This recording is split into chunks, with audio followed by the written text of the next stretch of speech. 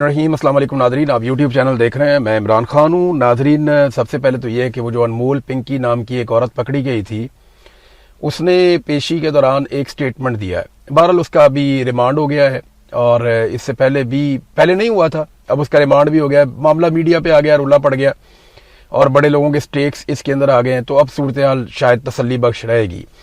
इंसाफ होना चाहिए और मंशियात बेचने की किसी को भी पाकिस्तान में इजाज़त नहीं होनी चाहिए। पूरी नस्ल तबाह हो जाती है। ड्रग्स के कारोबार में पैसा तो बहुत है, ये लोग बहुत पैसा कमाते हैं, बहुत पैसा बनाते हैं, लेकिन लोगों की ज़िंदगियां तबाह कर देते हैं।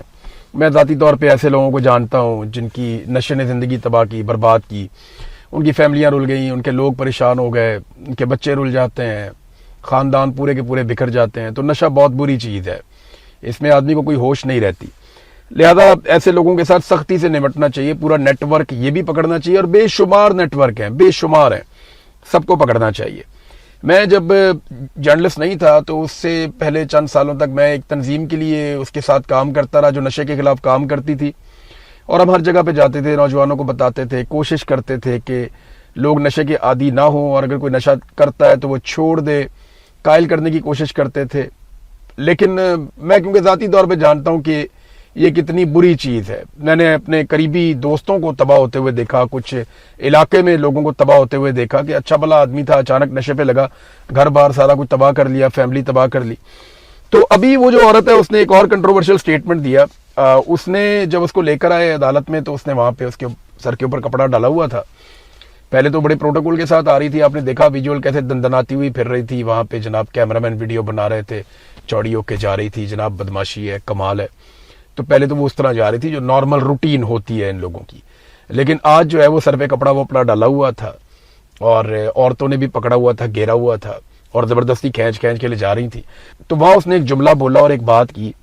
तो अनमोल पिंकी ने बताया कि मुझ पर दबाव डाला जा रहा है कि बनी गाला के एक बंदे को मैं मंशियात सप्लाई करती थी, ये मुझे कहा जा रहा है कि मैं ये स्टेटमेंट दूं या मुझे कहा जा रहा है कि मैं ये बात करूं। तो उसने जब ये कहा कि मेरे ऊपर दबाव डाला जा रहा तो फौरी तौर पे ना पुलिस वालों ने उसके सर के ऊपर कपड़ा डाला, उसे खींच के अंदर की तरफ लेकर गए और कोशिश की कि वो मीडिया के साथ बात ना कर सके। लेकिन उसने वहां पे अदालत में ये स्टेटमेंट दिया, उसने कहा जी मुझ पर दबाव डाला जा रहा है, मुझे तशद्दुद किया जा रहा है, मुझे धमकियां दी जा रही हैं कि तेरे घर वालों को उठा लेंगे और मुझे तो लाहौर से जो है वो मेरा ताल्लुक है, मेरे पास यहाँ केसेस बनाए जा रहे हैं। तो वो बातें करती रही वो। तो उसने कहा जी बनी गाला के एक शख्स को मैं मंशियात सप्लाई करती थी, मुझ पर दबाव डाला जा रहा है कि मैं ये स्टेटमेंट दूं। तो फौरी तौर पे पाकिस्तान तहरीके इंसाफ के लोग जो हैं वो मैदान में आ गए। उन्होंने कहा जी ये क्या बकवास है, इमरान खान पे इतने केसेस आपने पहले डाल दिए, आप ये भी करके देख लें। देखें, मैंने आपको पिछले वीलॉग में एक बात बताई थी, मुझे आइडिया नहीं था कि इतनी जल्दी उस बात की तस्दीक हो जाएगी। आप मेरा पिछला वीलॉग निकालें, उसमें मैंने आपको बताया था कि आप पारा इस्लामाबाद में जो ISI का हेडक्वार्टर है वहां पे सहाफ़ियों को बुलाया गया था और ज्यादातर उन सहाफ़ियों को बुलाया गया था जिनकी बातों को ज्यादा पसंद नहीं करती मिलिट्री एस्टेब्लिशमेंट।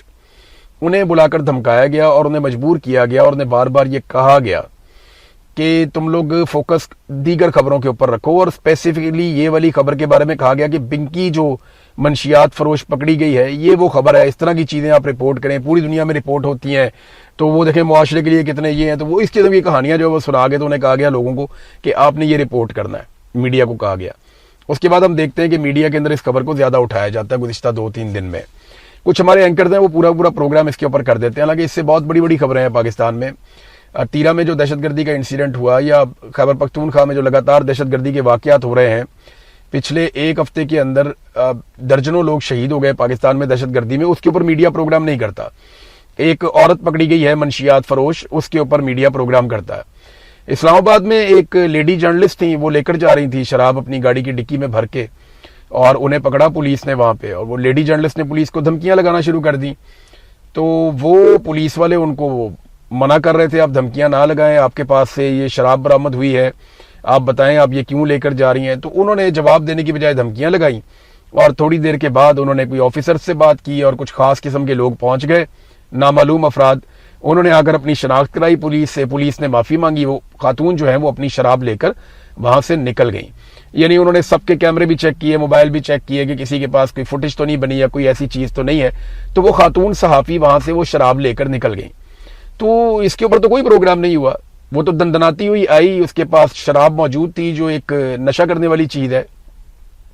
इसने भी बड़े घर बर्बाद किए हैं। لیکن وہ کسی نے نہیں پوچھا. تو یہ ایک پنکی منشیات فروش قابو آ گئی ہے, نشان عبرت اس کو بننا چاہیے. لیکن میں نے آپ کو پچھلے ویلاگ میں کہا تھا کہ اب یہ ڈائیورژنز لگا رہے ہیں, توجہ ہٹانے کی کوشش کر رہے ہیں کہ میڈیا دہشت گردی پہ بات نہ کرے, جو پاکستان میں بہت بڑھ گئی ہے. یو اے ای نے جو پاکستان کے ساتھ کیا ایک خارجی محاذ پہ ہمیں بہت بڑی ناکامی ہے, اس پہ میڈیا بات نہ کرے, اس پہ بہت دباؤ ڈالا گیا میڈیا پہ. پھر جو اسلام آباد میں زمینیں خالی کروا رہے ہیں, غریبوں کے گھر توڑ رہے ہیں, وہاں پہ صحافیوں پہ دباؤ ڈالا گیا کہ یہ کہاں سے آ گئے ہیں لوگ بھائی, انہوں نے قبضہ کیا ہوا ہے اسلام آباد پہ, دارالحکومت ایسے ہوتا ہے, ہم دارالحکومت کو یہ بنائیں گے وہ بنائیں گے, یہاں پہ بہت بڑے بڑے پروجیکٹ بنیں گے, لہٰذا ہم یہ ساری زمین خالی کروائیں گے. تو اس کے اوپر بالکل کسی کو ضرورت نہیں ہے بات کرنے کی. بھئی آپ نے زمین خالی کروانی ہے کروائیں, لیکن ان کو متبادل زمین دیں یا ان کو جگہ دیں یا فلیٹ بنا کے ان کو آپ دیں. آپ کا اربوں خربوں کا منافع ہے, تو پھر وہ غریب آدمی کا تو بیچارے کا چند لاکھ کا ہی ہے نا اثاثہ. تو اس کو آپ اگر تھوڑا سا اس میں 10% یا 5% کا منافع اگر آپ اس کو دے دیں گے غریبوں کو, تو وہ بھی بیچارے کہیں جا کر بس جائیں گے. لیکن نہیں, یہاں پہ ساری چیزیں جو ہے زور زبردستی کے ساتھ ہوتی ہیں. تو کل میں نے آپ کو خبر دی تھی کہ پنکی اس کے بارے میں یہ کہا گیا کہ آپ یہ کریں, اور پھر آج اس کے اندر سے ایک نیا ٹوسٹ آتا ہے. مجھے نا اس میں ایسا لگتا ہے کہ یہ سٹیٹمنٹ پنکی نے جان بوجھ کر دیا ہے. اور یہ سٹیٹمنٹ, اچھا یہ مجھے لگتا ہے, کیونکہ دیکھیں میں نے کرائم رپورٹنگ کی ہے بہت لمبا عرصہ, میں بڑی اچھی طرح جانتا ہوں, بہت اچھی طرح جانتا ہوں یہ سٹیٹمنٹ کیسے ہوا ہے. میں پولیس والوں کی باڈی لینگویج بھی دیکھ رہا تھا, یہ خاتون کو بھی دیکھ رہا تھا, کیمروں کے سامنے آ کر اچانک یہ واردات ڈالی گئی اور لے کے نکل گئے. اس کو سمجھیں آپ ذرا تھوڑا سا. دیکھیں اگر ایک ملزمہ ہوتی نا, یا اس کا اپنا سٹیٹمنٹ ہوتا, اگر یہ سٹیٹمنٹ اس خاتون کا اپنا ہوتا تو یہ کبھی یہ نہ کہتی کہ بنی گالا کے ایک شخص کو میں سپلائی کرتی رہی ہوں, مجھے یہ کہنے کے لیے دباؤ ڈالا جا رہا ہے. اگر اس کا اپنا سٹیٹمنٹ ہوتا تو یہ صاف کہتی کہ مجھے دباؤ ڈالا جا رہا ہے کہ میں عمران خان کو سپلائی کرتی رہی ہوں.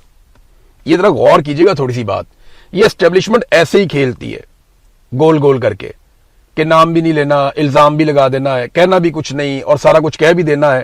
تو یہ ان کا طریقہ واردات ہے اسٹیبلشمنٹ کا. یہ کرمنل کے دماغ میں ایسے بات نہیں آتی, یا پولیس کے دماغ میں بھی ایسے بات نہیں آتی.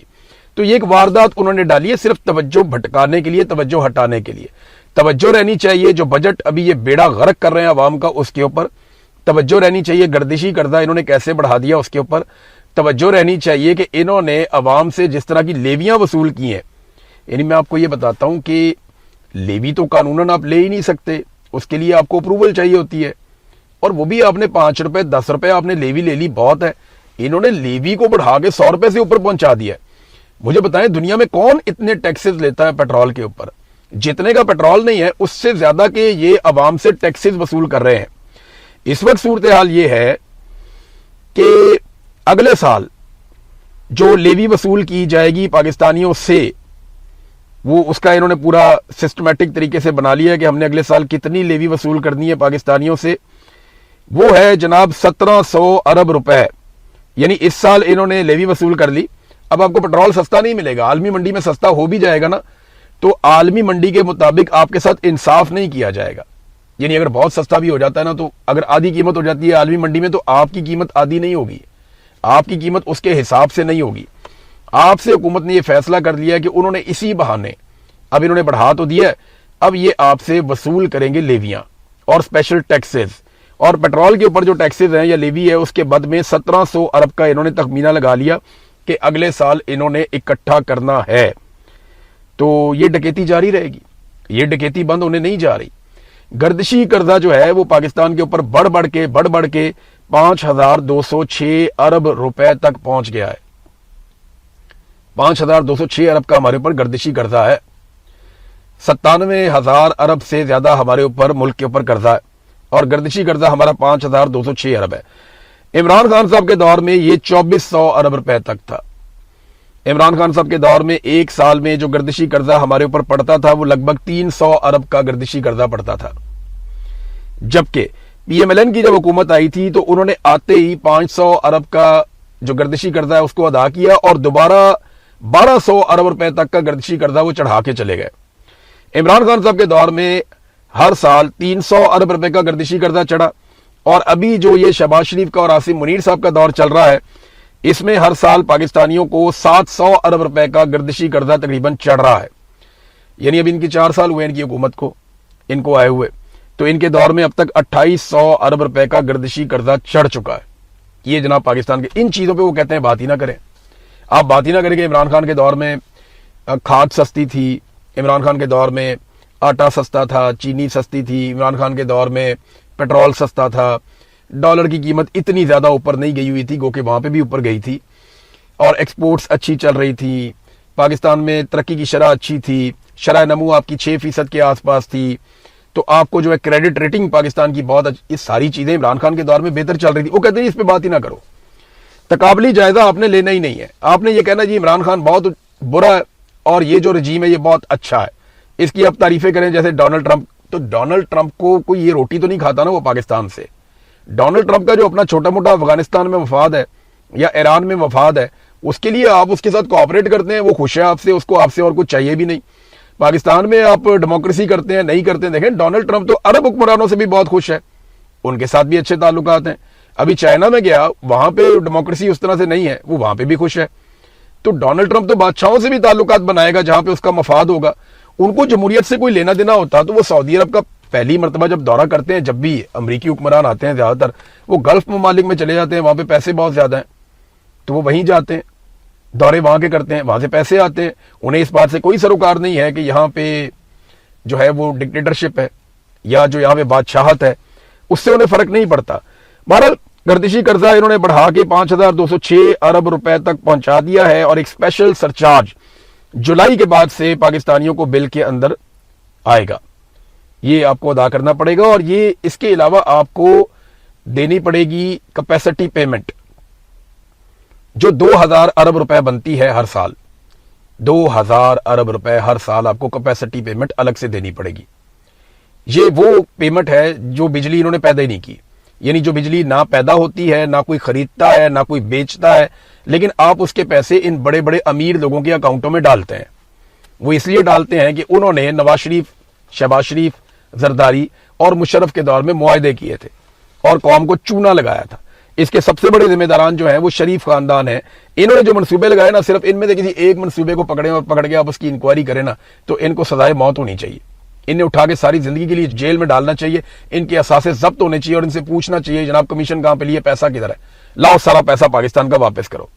حالات آپ چیک کریں کہ جہاز کا تیل جو ہے پاکستان میں, یہ ابھی خبر میں دیکھ رہا تھا, ایک جو جہاز کا تیل ہے, جیٹ فیول جسے آپ کہتے ہیں, اس میں وہ سستا کر دیا حکومت نے. کیونکہ دیکھیں نا, پی آئی اے لے لی فوجی فاؤنڈیشن نے, اور بڑے بڑے تگڑے لوگ ہیں وہ, ان کی ایئر لائنز ہیں, تو ایئر لائنز کو تو خسارے میں نہیں ڈالنا, وہاں پہ تو فیول سستا ہونا چاہیے. تو ایئر لائن کا فیول جو ہے وہ سستا کر دیا حکومت نے, موٹر سائیکل کا فیول مہنگا کر دیا. یعنی پاکستان میں ایک عام موٹر سائیکل والا جو ہے وہ جو تیل خریدتا ہے وہ خریدتا ہے 410 روپے کا لگ بھگ 1 لیٹر, جبکہ اگر پاکستان میں آپ کے پاس جہاز ہے تو آپ کو پیٹرول ملے گا 320 روپے 32 پیسے فی لیٹر. آپ کو اگر موٹر سائیکل کے آپ مالک ہیں, CD70 ہے آپ کے پاس یا کوئی پرانا سا موٹر سائیکل ہے, تو آپ 410 روپے کا پیٹرول لیں گے 1 لیٹر, جو آگے مہنگا بھی ہو جائے گا. جبکہ آپ کے پاس اگر جہاز ہے پاکستان میں یا آپ ایئر لائن چلاتے ہیں, تو آپ کو وہی پیٹرول یا اس سے بہت اعلیٰ کوالٹی کا جیٹ فیول آپ کو 320 روپے 32 پیسے فی لیٹر میں ملے گا. یہ صورتحال ہے. ایک خبر بڑی عجیب و غریب آئی, BBC پہ چلی ہے, تو میں آپ کو اس کا بیک گراؤنڈ بتا دیتا ہوں, کیونکہ میں اس کو ذاتی طور پہ جانتا ہوں پہلے بھی. محسن نقوی صاحب کو ایک دعوت نامہ آ گیا بھارت سے کہ جناب آپ بھارت میں آ جائیں IPL کا فائنل دیکھنے کے لیے. یہ دعوت نامہ کیوں آیا میں آپ کو بتا دیتا ہوں. یہ بیک ڈور چینل ڈپلومیسی چل رہی ہے پاکستان کی ملٹری اسٹیبلشمنٹ کی, بھارت کی ملٹری اور ان کی حکومت کے ساتھ. یہ جب عمران خان صاحب بڑے سخت بیانات دیتے تھے نا جن دنوں میں, اور وہ نریندر مودی کو فاشسٹ کہتے تھے, جب RSS کے نظریے کو وہ جا کے جوڑتے تھے عمران خان صاحب نازیوں کے نظریے کے ساتھ, جو ہٹلر کے ٹائم کے ساتھ, تو اس وقت انڈیا کو بہت تکلیف ہوتی تھی. تو انڈینز تب بار بار درخواست کرتے تھے, کیونکہ بیک ڈور چینل پہ ان کے رابطے فوجیوں کے آپس میں رہتے ہیں, فوج آپس میں رابطے کبھی بھی ختم نہیں کرتی, انڈین فوج کے اور پاکستانی فوج کے, ان کی جو اسٹیبلشمنٹ ہے ان کے, اور ان کی اسٹیبلشمنٹ تو سیاستدان کنٹرول کرتے ہیں, بہرحال وہ پاکستانی فوجیوں کے ساتھ وہ رابطے میں رہتے ہیں. اس بات کا اعتراف ہمارے سامنے جنرل باجوہ نے کیا تھا, اور بڑے عرصے کے بعد یہ پتا چلا تھا کہ جن دنوں عمران خان صاحب سخت مخالفت کر رہے تھے انڈیا کی, ان دنوں میں عمران خان صاحب کے نالج سے باہر جنرل فیاض حمید جو ہے اجیت دوول سے ملاقاتیں کر رہے تھے, اور دیگر لوگ بھی آپس میں رابطوں میں تھے. تو یہ بیک ڈور چینل ڈپلومیسی چلتی رہتی ہے اور یہیں سے یہ چیز طے ہوئی کہ گڈ ول جیسچر کے طور پہ محسن نقوی کو دعوت دی جائے آئی پی ایل کے فائنل کے لیے. اب دیکھتے ہیں جاتے ہیں نہیں جاتے, یا تھوڑی سی اور اس میں پالیٹکس کرتے ہیں, لیکن فی الحال یہ ڈپلومیسی کبھی کام کرتی ہے کبھی کام نہیں کرتی. لیکن اچھی بات یہ ہے کہ یہ آپس میں رابطے میں رہتے ہیں. سیاستدان جتنا مرضی لڑے, فوجوں کے آپس میں کچھ نہ کچھ رابطے وہ برقرار رہتے ہیں, کہیں نہ کہیں پہ وہ ایک دوسرے کے لیے مارجن رکھتے ہیں. اعظم نذیر تارڑ صاحب نے ایک سٹیٹمنٹ دیا اور کہا کہ مجھے آئینی ترمیم کا علم نہیں ہے. دیکھیں, جب 26ویں آئینی ترمیم آ رہی تھی تب اعظم نذیر تارڑ سے پوچھا تو انہوں نے کہا جی مجھے علم نہیں ہے, جب آئے گی سب کو پتا چل جائے گا. 27ویں آئینی ترمیم کا پوچھا, انہوں نے کہا جی مجھے علم نہیں ہے, جب ہوگی سب کو پتا چل جائے گا, ہم بیٹھیں گے مشاورت کریں گے, اتحادیوں سے مشاورت کے بغیر نہیں ہو سکتا, ترمیم اگر آئین میں کرنی ضروری ہوئی تو ہم ضرور کریں گے. وہ اس طرح کی باتیں انہوں نے پہلے بھی کی تھی اعظم نذیر تارڑ صاحب نے. اب 28ویں آئینی ترمیم آ رہی ہے, ہم پھر خبر دے رہے ہیں, تو اعظم نذیر تارڑ صاحب نے اسی طرح کی باتیں کی. انہوں نے کہا جی ہمارے تو اتحادی ہیں, ان کے بغیر ہم کر نہیں سکتے, ہم تو ان کے ساتھ مشاورت کریں گے, بیٹھیں گے, بات چیت کریں گے, آئین کے اندر بڑی گنجائش ہے, چیزیں ہیں جن کو ٹھیک ہونا چاہیے, پہلے بھی کنسنسس ہوا تھا, اب بھی کنسنسس ہونا چاہیے. دیکھیں, میں نے جو ان کی باتوں سے نوٹ کیا نا, ایکچولی یہ 18ویں آئینی ترمیم کو مجھے جو لگتا ہے کہ یہ سیبوٹاج کرنے جا رہے ہیں 28ویں آئینی ترمیم کے اندر. 18ویں آئینی ترمیم آئی تھی 2009 میں پیپلز پارٹی کے دور میں, پی ایم ایل این نے اس کے اوپر ووٹ ڈالا تھا اور انہوں نے صوبائی خود مختاری دی تھی صوبوں کو, اور بہت سارے اختیارات وفاق سے لے کر صوبوں کو دے دیے تھے تاکہ صوبے بہتر انداز میں گورن کر سکیں. تو اب ہوا یہ ہے کہ انہوں نے یہ فیصلہ کر لیا پاکستان کی ملٹری اسٹیبلشمنٹ نے کہ صوبوں سے اختیارات واپس لے کر اپنے